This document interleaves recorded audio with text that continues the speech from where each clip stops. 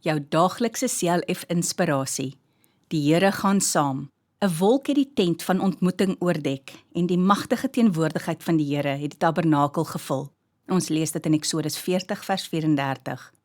Gedurende die 40 jaar wat die Israeliete in die woestyn rondgetrek het, was God bedag soos 'n wolk bo hulle gewees.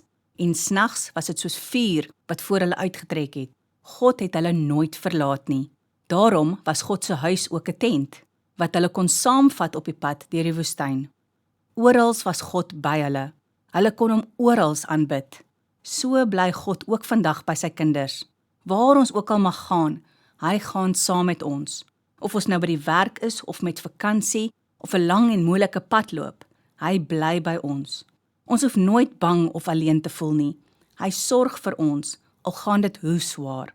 As ons alleen of verlore voel, kan ons net bid tot God, en hy sal help. Die Here het ons almal lief, en hy wil graag help. Kom ons bid saam. My Vader in die hemel, baie dankie dat U altyd saam met my gaan en my beskerm. Amen.